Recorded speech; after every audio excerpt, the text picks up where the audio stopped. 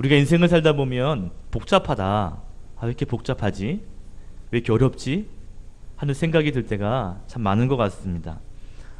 핸드폰 하나만 봐도 기능이 복잡하죠. 은행 업무 하나 하는 것만 봐도 때로는 복잡하다 싶을 때가 있는 것 같습니다.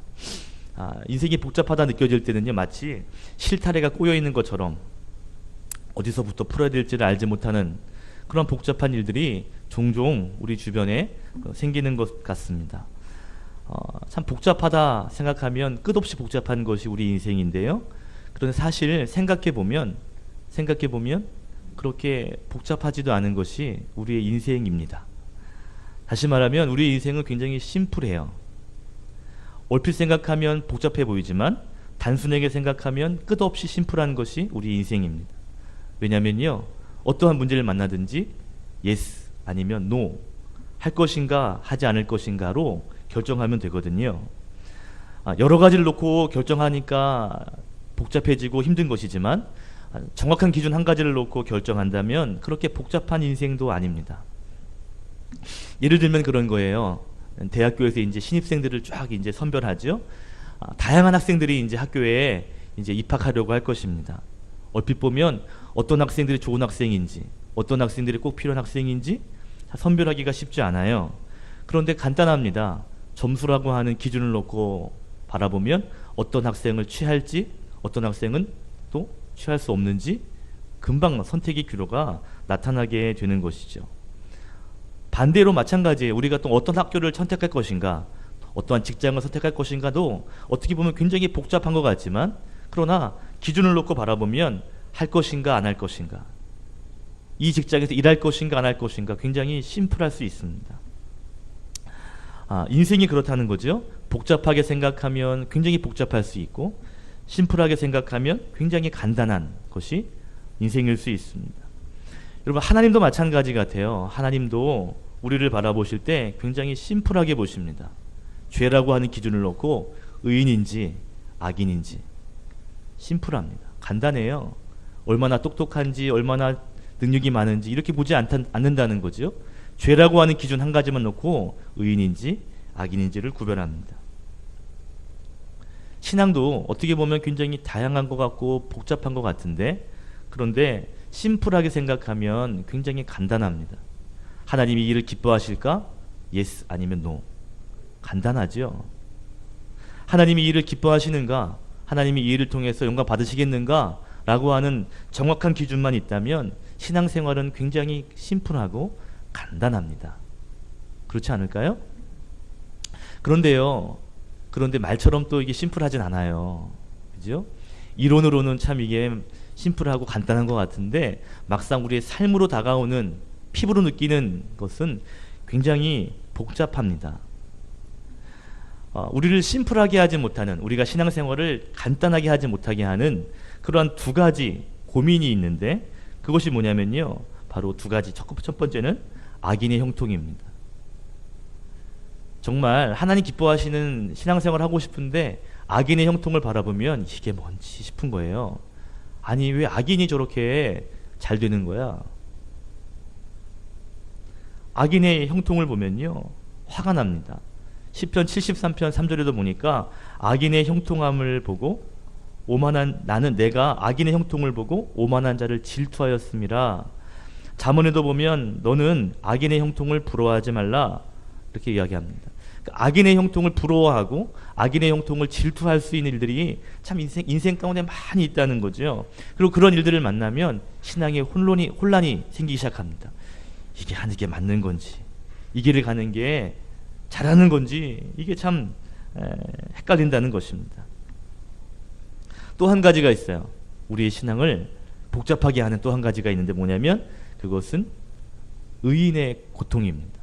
첫 번째가 악인의 형통이라면 두 번째는 의인의 고통이에요.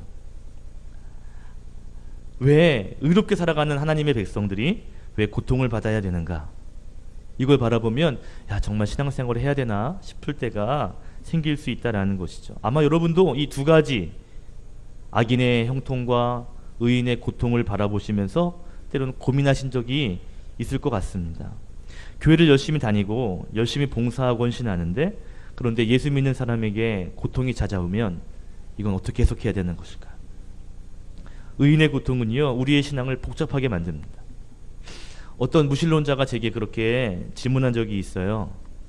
자기가 등산, 동호회를 다니고 있는데 거기에 만난 사람이 있는데 굉장히 신실한 성도라는 거예요. 나이가 자기가 더 있기 때문에 아마 권사님쯤 되는 것 같아요. 얼마나 이분이 좋으신 분인지, 예배 생활도 철저하게 하시고 새벽 예배도 빠지지 않는 분이에요. 그리고 교회에서 봉사하는 일도 정말 최선을 다하는, 교회에서도 교회 밖에서도 정말 모범이 되고 규범이 되는 그러한 신실한 분이었습니다. 교회 일에 가장 우선순위를 가지고 있는 그러한 분이었는데, 그런데 그 큰딸이 교통사고를 당한 거예요. 어떤 일을 당했냐면, 야간 자율학습이죠. 학원을 마치고 돌아오는데 이 아이가 급히 오려고요, 무단횡단을 한 겁니다. 그래가지고 밤에 사고가 난 거예요. 그 자리에서 아이가 죽었습니다. 제게 묻는 거예요. 그렇게 신실하게 신앙생활하는, 그렇게 열심히 하나님을 믿는 사람에게 왜 이러한 일들이 일어납니까? 어떻게 하나님을 예배하는 사람에게, 그것도 신실하게 예배하는 사람에게 이런 일이 일어날 수 있습니까? 라고 막 따지는데요, 진짜 무섭게 따지더라고요.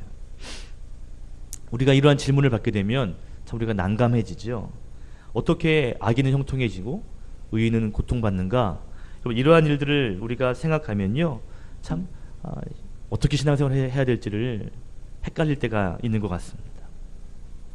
오늘 본문의 하박국이 그러한 질문 가운데 있었죠. 하박국이 사역하던 시대는 불의가 가득했습니다.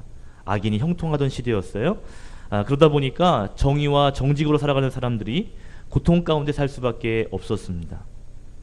참다가 하박국이 하나님께 호소합니다. 하나님, 어떻게 이런 일이 일어날 수 있습니까? 하박국 1장 3절과 4절에 보면, 어찌하여 내게 죄악을 보게 하시며 패역을 눈으로 보게 하시나이까? 겁탈과 강포가 내 앞에 있고 변론과 분쟁이 일어났나이다.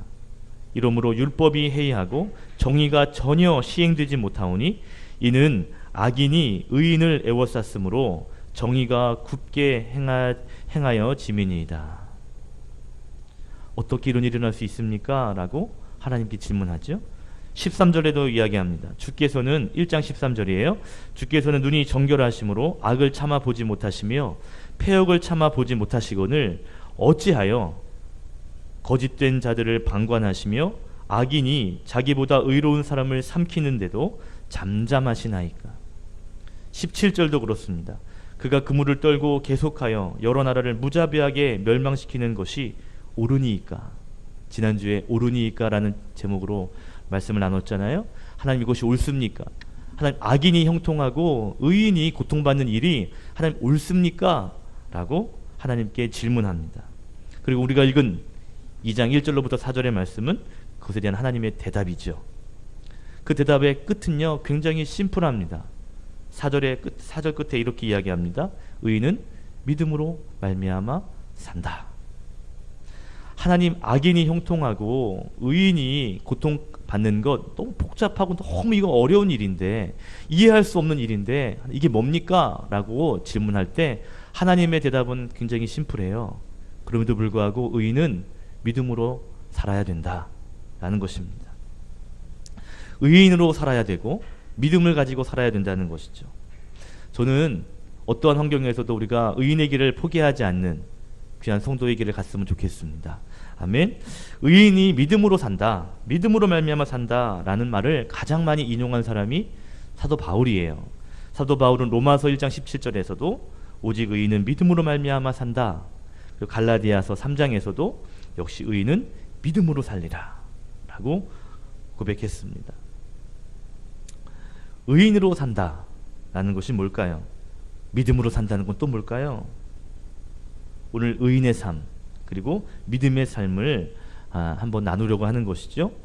의인의 삶, 믿음의 삶은 오늘 본문을 통해서 두 가지로 정의할 수 있겠습니다. 하나는요, 바로 종말 신앙을 가지고 사는 것입니다. 의인의 삶이 뭐냐, 믿음의 삶이 뭐냐라고 묻는다면 그것은 종말 신앙을 가지고 신앙생활 하는 것이라고 말할 수가 있습니다. 우리 2절과 3절 말씀 한 번 더 같이 읽어볼게요. 시작. 여호와께서 대답하여 이르시되 너는 이 묵시를 기록하여 판에 명백히 새기되 달려가면서도 읽을 수 있게 하라.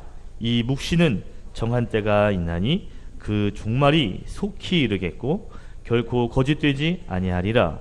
비록 더딜지라도 기다리라. 뜻이 응하리라. 아멘. 하나님께서 대답하시는데 너는 이 묵시를 기록해라. 땅에 새겨라. 그래서 언제든지 달려가면서도 읽을 수 있을 정도로 기록하라고 말합니다. 묵시는 다른 성경에 보니까 비전이라고도 표현했어요. 무슨 말이냐면 저 뒤에 하나님이 정한 때가 온다는 거예요. 3절에 보니까 정한 때가 있다는 거고요. 그리고 그 때가 종말의 때이고 3절 끝에 보니까 더딜지는 모르지만 반드시 그 때가 온다라는 것, 이것이 바로 묵시라는 것이죠. 다른 성경에는 이것을 묵시를 비전이라고 했습니다. 비전은 볼 수 없는 걸 보는 거거든요. 비전, 텔레비전이라는 것, 저 볼 수 없는 이야기를 우리가 비전 보는 것이잖아요. 텔레비전을 통해서. 비전은요, 묵시라고도 말하는데 저 뒤에 일어날 일, 하나님께서 끝에 심판의 날을 가지고 오신다, 그날은 임한다, 반드시 온다라는 것, 그것이 바로 종말이고 비전입니다. 하나님의 때가 있다는 거예요. 지금은 이해할 수 없는 상황이 일어날 수 있지만 하나님이 심판하시는 그때, 하나님이 그 일을 성취하시는 그때가 반드시 온다라는 거죠. 그때를 우리는 종말의 때라고 이야기하는 것입니다. 그 종말의 때를 우리가 볼 수 없어요. 알 수 없어요. 그러나 그 종말의 때를 우리가 믿음으로 바라보는 그 신앙, 이것이 바로 종말 신앙인 것입니다. 최후에 일어날 일들 우리가 보지 못했습니다. 알 수 없어요. 정확히 보지 못했기 때문에 우리가 잡을 수 없어요. 그러나 믿음으로 그렇게 될 것을 믿는 것이죠. 바라보는 것입니다. 하나님께서 그날 심판하실 것이고 그날 의인의 사람들, 믿음의 사람들은 하나님이 건져내신다라고 하는 것. 우리는요, 이 현대를 살아가는 이 현실 속에서 종말 신앙을 가지고 살아가는 그러한 사람들이라는 것입니다. 한국교회가 이 종말이라고 하는 단어를 굉장히 불편하게 여기게 됐습니다. 여러 가지 배경이 있는데 그 과정 가운데 이단들이 굉장히 종말에 대한 잘못된 해석을 내놓게 되면서 종말을 이야기하면 마치 이단처럼 보이는 그러한 것들 때문에 종말을 말하는 것을 굉장히 두려워하는 시대가 되었습니다. 종말을 말하면 왠지 이상하게 보는 거예요. 그런데 문제는요, 우리가 종말이라고 하는 것을 놓치게 되면, 종말 신앙을 잃어버리게 되면 인간은요 쉽게 타락할 수 있습니다. 하나님의 때가 없다라고 생각하면요 마냥 내 세상만 될 것 같거든요. 그러다 보면 죄 짓는 것도 그렇게 두려운 문제가 아니에요. 하나님이 심판하신 그날이 없다라고 여기면요 내 세상 아니에요. 마음대로 살면 되는 거잖아요. 그렇기 때문에 종말 신앙을 잃어버리면 결국 인간은 타락할 수밖에 없는 그러한 존재일 수밖에 없습니다. 종말을 믿지 못하면 우리 인생이요 굉장히 복잡해져요. 이래도 되는 것 같고 이렇게 살아도 될 것 같고 이래도 뭐 하나님 별로 안 하실 것 같고, 그러다 보니까 선택의 여지가 굉장히 많아집니다. 그런데 정말 종말의 신앙이 있으면요 굉장히 심플해져요. 하나님께서 심판하시는데, 하나님 그 일을 기뻐하시지 않는데, 그리고 그 때가 반드시 온다는데, 그리고 그것이 믿어지면요 우리의 신앙은 굉장히 단순해집니다.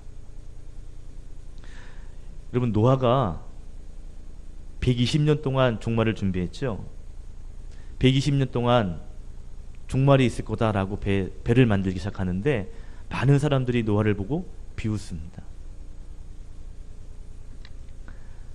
그러나 종말을 준비한 노아의 가정만이 하나님의 구원을 받게 되죠. 오늘날 시대가 100세 시대라 그러네요. 지금 45세를 기준으로 해서 그 아래 사는 사람들이 100세를 살 수 있다라는 그런 이야기가 있습니다. 그래서 100세 시대라고 이야기합니다. 왠지 100세 시대 그러니까 왠지 종말과는 멀어지는 것 같아요. 정말 100년을 막 훌쩍 살 수 있을 것 같은 생각이 드는 거죠. 돌아가는 세상의 모습도 악인이 형통하고 판을 치니까 정말 종말과는 거리가 멀어 보입니다. 그런데 오늘 하나님 말씀하신 그 응답이 뭐냐면, 의인은 믿음으로 살아야 되는데, 그런데 하나님의 때가 반드시 응한다 라고 하는 이 종말의 신앙을 가지고 현재를 살아가는 사람, 이것이 바로 의인이고 믿음의 삶이라는 것이죠. 우리가 이해할 수 없어요. 지금의 현실을 왜 이렇게 되는 거야? 왜 이렇게 안 풀리고 왜 이렇게 꼬인 거야? 라고 생각할 때 여러분, 종말 신앙을 가지고 단순하고 심플하게 우리가 신앙생활 할 수 있기를 바랍니다. 지금은 이해할 수 없다 할지라도 그때가 반드시 온다. 하나님이 그때가 되면 정말 선과 악을 철저하게 구별하시는 그때가 반드시 임한다 라는 것을 바라보면서 오늘도 의인의 길을 걸어가시는, 믿음의 삶을 살아가시는 저와 여러분 되시기를 주님의 이름으로 축복합니다. 의인은 뭐로 산다고요? 믿음으로 말미암아 산다 그랬어요. 자, 믿음으로 산다는 게 뭘까요? 교회 생활 열심히 하는 거? 기도 열심히 하는 게 믿음의 생활인가? 물론 그런 모습도 일부 맞습니다. 그런데 진짜 믿음으로 산다는 게 뭘까요? 종말 신앙 갖는 거요. 또요. 뭐가 있을까? 오늘 말씀을 통해서 한 가지 더 우리에게 알려주는 것은 뭐냐면 바로 버티는 신앙. 저는 이걸 버팀 신앙이라고 한번 만들어 봤어요. 버팀 신앙을 가지고 살아가는 거예요. 믿음으로 산다는 건 버티고 인내하는 삶을 말하는 것입니다. 오늘 성경에도 보니까 더딜지라도 기다리라, 지체되지 않고 반드시 응하리라 라고 3절에 말하죠. 더딜지라도 기다리라 그랬습니다. 여러분, 4절에 보면 의인은 믿음으로 말미암아 살리라 그랬거든요. 여기서 믿음으로 말미암아 살리라, 그래서 믿음이라는 단어 전에도 한번 말씀드린 것 같아요. 믿음이란 이 단어는 히브리어로 에무나라고 하는 단어인데, 이 단어는요, 견고하게 하다, 강하게 버티다 라는 뜻입니다. 이 버티다 라고 하는 단어로 오늘 4절의 말씀을 읽는다면 의인은 버팀으로 말미암아 살리라 라고 말할 수가 있어요. 구약 성경에서 이 버티다, 이 에무나라고 하는 단어가 49번 나오거든요. 49번 나오는 동안 이 48번은 버티다, 신실하게 있다 라고 번역이 됐고요. 오늘 성경 하박국 2장 4절에서만 믿음이라고 번역됐습니다. 그러니까 49번 중에 한 번만 믿음이라고 번역되고 나머지는 다 버티다 라는 단어로 번역되었다는 거예요. 그래서 많은 학자들이 왜 그럴까를 연구하다가 아마도 이 버팀이라고 하는 단어를 연구하면서 믿음이라고 한 것은 뭐냐면, 아마 바울이 인용하고 그리고 종교 지도자인 마틴 루터가 이 말씀을 가지고 개혁을 했거든요. 그러면서 믿음이라고 하는 단어를 더 부여했을 것이다 라고 그렇게 주장하는 학자들도 있습니다. 물론 오늘 본문이 믿음으로 말미암아 살리라 라고 하는 것이 틀린 말은 아니지만 어쩌면 버팀이라고 하는 말이 오늘 정황 가운데 더 맞는 말일 수 있어요. 힘들고 어렵고 악인이 형통하고 의인이 고통받는 가운데 그러한 삶에서 믿음으로 산다는 것은 뭘까? 그것은 바로 버티는 삶, 인내하는 삶을 말하는 것이죠. 여러분, 믿음으로 산다는 것은요, 의인으로 산다는 것은요, 지금의 환경, 주어진 환경에서 참고 인내하고 그리고 하나님 바라보며 버티는 것, 이것이 믿음의 모습이라는 것입니다. 이 버틴다 라고 하는 단어가, 이 에무나가 쓰인 곳이 어디 나오냐면 여러분 이해하실 수 있는 출애굽기 17장에도 한번 나오거든요. 출애굽기 17장은 어떤 상황이냐면 이스라엘 백성이 애굽에서 이제 출애굽했죠. 그래가지고 이제 하나님 땅으로 가는데 아말렉이라고 하는 나라와 전쟁하게 됩니다. 애굽에서 나왔기 때문에 변변한 무기가 없어요. 그런데 아말렉은 마음먹고 무기 들고 나왔습니다. 전쟁이 일어난 거예요. 그때 모세가 아론과 훌을 데리고 산 언덕으로 올라가죠. 그리고 여호수아에게 전쟁을 맡깁니다. 그리고 기도하잖아요. 그때 손을 들고 기도하면 이스라엘이 이기고 손이 내려오면 아말렉이 이기죠. 그때 어떻게 하죠? 그때 옆에 있던 아론과 훌이 그 손을 붙잡습니다. 출애굽기 17장 12절에 이렇게 표현돼요. 모세의 팔이 피곤함에 그들이 돌을 가져다가 모세 아래에 놓아 그가 그 위에 앉게 하고 아론과 훌이 한 사람은 이쪽에서 한 사람은 저쪽에서 모세의 손을 붙들어 올렸더니 그 손이 해가 지도록 내려오지 아니하더라. 여기서 해가 지도록 내려오지 않았다. 이 단어가 에무나입니다. 다시 말하면 내려오지 않은 거예요. 이 손이 내려오지 않았다. 이 손을 버티고 있었다라는 것이죠. 결국 손을 내리지 않고 버티고 있었더니 그 전쟁에서 어떻게 됐어요? 승리하게 된 것이죠. 여러분, 의인의 삶은요, 버팀과 연관이 있습니다. 믿음으로 산다는 것, 그것은 인내와 관련이 있거든요. 우리가 성도로 산다는 것은요, 때로는 인내하고 참아내고 버티는 신앙으로 살아가는 것입니다. 요즘의 시대가 스피드 시대래요. 속도의 시대. 그래서 뭐든지 빨리빨리 해야 되는 시대를 살아가고 있습니다. 음식도 빨리 나와야 돼요. 그렇죠? 사진도 찍으면요, 예전에는 며칠 기다렸는데 지금은 30분 안에 현상할 수 있습니다. 어떤 것은요, 기계가 나와가지고요, 찍고 누르면 바로 출력이 되는, 인화가 되는 그런 기기가 나올 정도니까요. 미래학자 토플러라고 하는 사람이 이렇게 말했어요. 이제 지구촌은 예전에는 강자, 약자 이렇게 구분됐는데 이제는 바뀌었다는 거예요. 빠른 자와 느린 자로 바뀔 것이고, 결국 빠른 자가 강자가 되어서 결국에는 승리하는 자가 될 것이다 라고 그렇게 이야기했습니다. 빨리가 중요한 시대에 살아가는 사람들 가운데 우리가 기다리고 인내하고 버티는 것, 이것은 정말 쉬운 일이 아니에요. 왜냐하면 환경은 점점 빨라지는데 그 가운데 우리가 참아내고 인내하고 기다린다는 게 이제 쉽지 않다 이 말이죠. 어쩌면 빨라지는 그 시대에서 빨리 대응하지 못하고 계속 기다리고 있다라는 건 어쩌면 그게 어리석은 사람처럼 매도될 수도 있겠습니다. 그러나 때로는 인내하고 기다리고 참아내는 것, 버티는 것이 때로는 하나님의 방법이고요. 하나님은 때로는 그런 방법을 많이 사용하시는 것 같아요. 그 방법 중에 하나가 바로 자연의 법칙입니다. 아무리 급해도 아이는 어머니 뱃속에서 몇 달 있어야 돼요? 10달은 있어줘야 돼요. 한 그루의 나무가 정말 좋은 나무가 되기 위해서는 50년에서 100년 정도가 필요하다고 이야기합니다. 빠른 것도 때로는 중요하지만 그러나 인내하고 기다릴 줄 아는 것, 그것을 통해서 성숙함으로 나아가는 것이 또 신앙생활이라고도 말할 수가 있겠습니다. 성경에 보면 그런 사람들이 많아요. 요셉이 30세에 총리가 되지만 그런데 그가 어렸을 때 10대에 팔려갔으니까 약 13세로 보는데 그러면 한 17년을 기다린 것입니다. 아브라함도 하나님의 응답을 받고 아들을 얻을 것이다 했는데 25년을 기다리거든요.